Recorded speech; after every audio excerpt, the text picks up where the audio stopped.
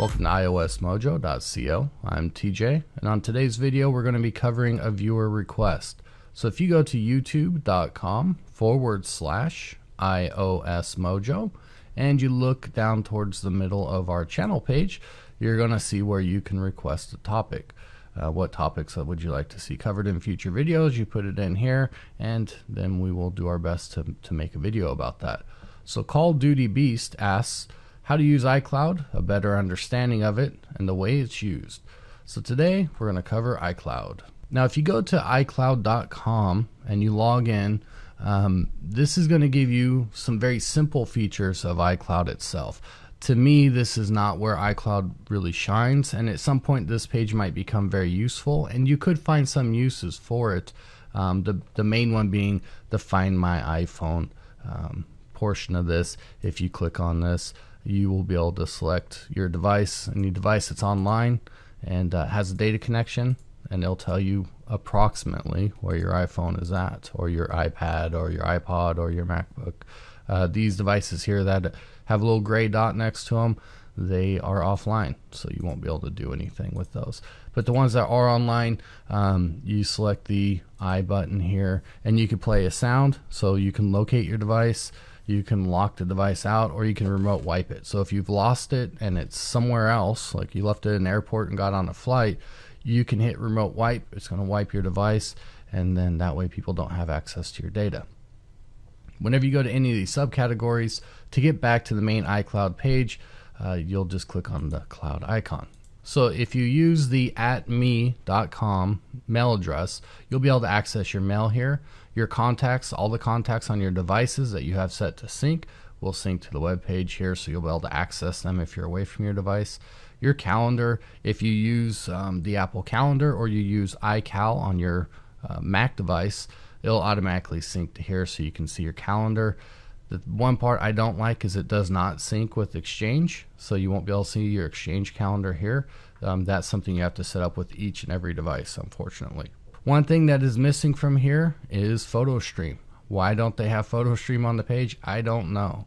The other thing I don't like about the iCloud page is if you click on your name, it brings up a settings tab, but there's really very few settings that you can do. There is one setting here, advanced setting, and this is what you're going to be able, or what you're going to use to delete your iStream or your Photo Stream photos. So what you would do is you would click on advanced, and then you click on reset Photo Stream. Now once you do this, it deletes all photos from your Photo Stream. The bad thing about this, of course, is if you haven't saved it to your local device, whether it's one of your handheld devices or your Mac product, it's going to delete those photos. That's it, they're gone. So I don't really like that feature. You cannot individually delete your Photo Stream photos. You either delete them all or you delete none of them. But should you want to wipe all of your Photo Stream photos, you would click on reset Photo Stream. But again, anything that isn't saved local is going to be gone, so just be aware of that. So as you can see, the web page is somewhat useful, but not real useful. So how do you use iCloud?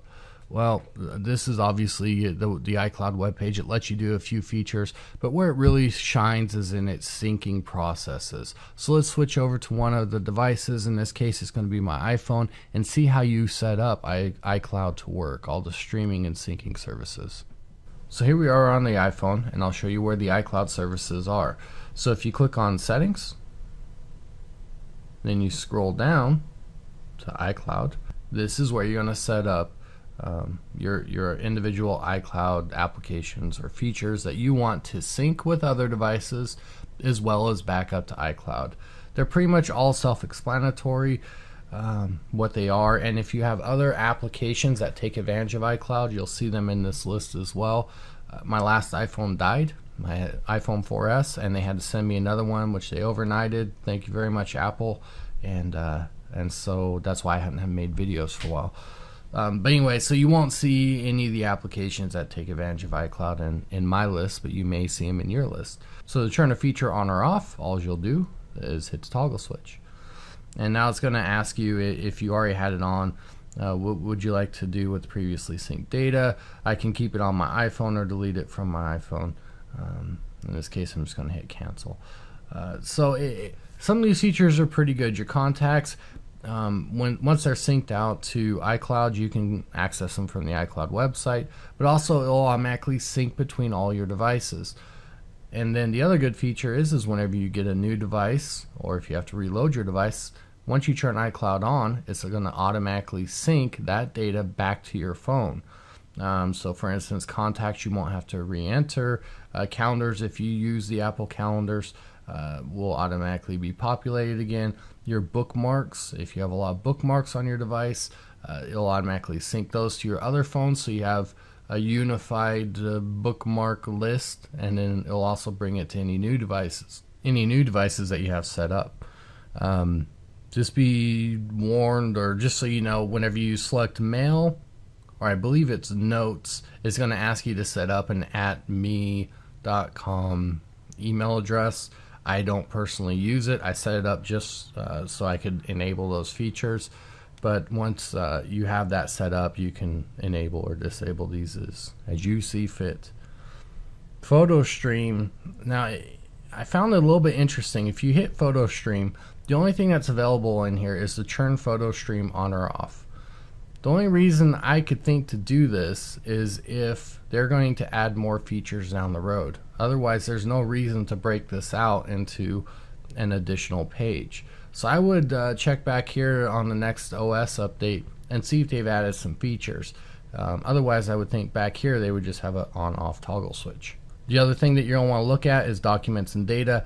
If you click on this, obviously you could toggle it on or off, but the important piece is use cellular data. So if you have a low data plan on your device and you don't want to be using your cellular data to back it up, to use up that bandwidth that you have available, you would just turn this off. If it's turned off, then it's only going to sync and it's only going to back up if you are connected to Wi-Fi. Whenever we go back, find my iPhone, we looked at that feature on the iCloud.com webpage. If you have this turned on, then you'll be able to locate, wipe your device, or send an alert to it, as well as lock it. If you have this feature turned off, you won't be able to do any of those things from that webpage. I would say this is one of the features that you must have on. Then if we go down here, obviously you can delete your account if you would like to. For instance, you're getting rid of the device, or you're just not using iCloud for some reason, you would hit delete. If we go into our storage and backup, we'll be able to see what our total amount of storage is. 5 gigs is what you get for free with the iCloud service, and then how much you have available. So you want to keep an eye on the available. If it starts getting too high, you'll want to buy more storage, which you see down here. Or you could go into managed storage if you have some devices that you no longer use, or for some reason you don't need those backups anymore, and you would select them from this list and you would hit delete backup, and that'll blow away that backup. It doesn't delete the device, it just deletes all the information that you have backed up on it. So if you had a bad backup, you got rid of the device, or you've removed a lot of data that you don't need backed up anymore, you hit delete backup, and you could always go back into the device and do a manual backup and put it back, but all the data you had before you hit delete backup will be gone. So we'll go down here and look at buy more storage. If for some reason you need additional storage, you're getting close to that 5 gig limit and you don't have anything you can delete, then you'll scroll down, you'll select which size you want. These are all yearly prices. You hit them, puts a little check mark, and then you'll hit buy up in the top right hand corner. It's going to ask you to log in, and you'll be able to purchase from there. I do not need to buy storage, so I'm just going to hit cancel.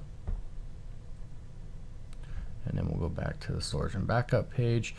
Down here, this is, if you scroll down, you'll see your iCloud backup. If it's turned on, then your device is going to automatically back up. If you have this turned off, your device will not back up. I don't know why you wouldn't back your device up unless you're running out of space and you can't afford it. It will automatically do backups, and if you look all the way at the bottom, it will tell you when your last backup was performed. If for some reason it has been a while, you'll want to just go ahead and hit the backup now button. It's going to go through, it shows you the progress, and then once that completes, it'll tell you again your last backup date. So we'll go back to our iCloud settings, and I think that's pretty much it for your iCloud settings. But we'll take a look at Photo Stream. I don't use the iWork suite, so I won't really be able to show you some of the data and documents portion of it, but we can at least take a look at PhotoStream.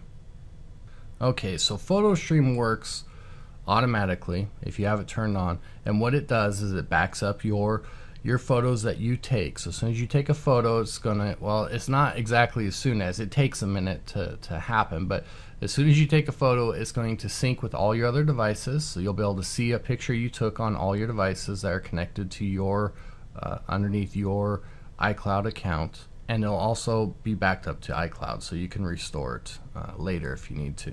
So if you go into Photos, let me go back to Albums here, you're going to see a couple of your albums, right? If you have multiple set up, then you'll see multiple albums here. Camera roll is going to be your local device, so anything on camera roll is saved locally. It's important to notice the difference between camera roll and PhotoStream, because if you use the reset PhotoStream feature that we saw on the iCloud.com website, it's going to delete all photos inside of your PhotoStream. So you want to make sure that any photos you want to keep are saved locally before you hit that reset. Now, how do you do that? It's fairly simple. You'll go into PhotoStream, you'll select a photo. This one happens to be my dog tanning by the pool. If you look down in your bottom left hand corner, you're going to see a box with an arrow. You will hit that and then scroll down and it'll say save to camera roll.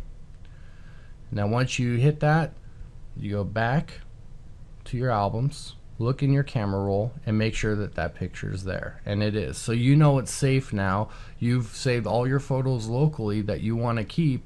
It is now safe to reset your PhotoStream, because PhotoStream can get very full very quick. Every picture you take automatically populates to the iCloud service and syncs, so I can see that people will need to wipe that quite often. So how does it work? We'll go to camera and we'll take a picture of my messy desk. So it doesn't really matter. I hit the camera button.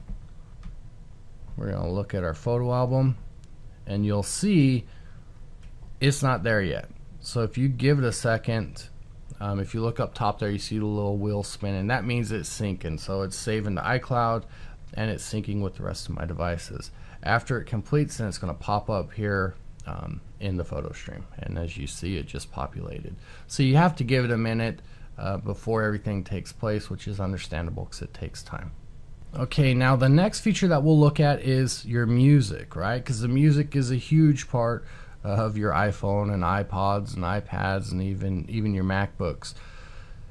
It's a little bit confusing, I guess, because there's iCloud and then there's Music Match service, right? And the Match service hasn't launched yet. What Match will allow you to do is store all of your songs out on iCloud, but that feature is not available yet, so it is not being stored out there. So it's a little bit confusing because these features were already available. The only thing that iCloud gives you that you didn't have before was the ability to download your songs from iCloud that you've already purchased. So they have to be purchased.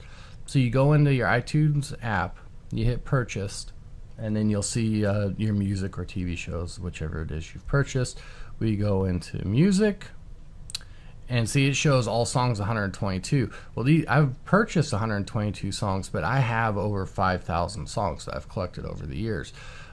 So it's going to show you the artist, and I have a wide range in here. Some of the stuff I have no idea why I purchased, but we go into one of the artists, and then you'll see here where it has a little cloud icon to the right of the song, and then whenever you're ready to download from iCloud, you'll just click on the little cloud icon on the right hand side there. It's going to ask you to log into your iTunes account, which is the unified Apple login, and then it downloads it. So there you have it. There's just kind of the quick and dirty rundown of iCloud. Hopefully it was somewhat enlightening. I'm sorry if it's not real clear. If you still have questions, please leave comments. I'll try to reply to any of them. If there's something you want me to go into in more depth, I'll be happy to do that. Just again, leave a comment. Please subscribe if you like the video. So thanks for watching, and I'll see you next time.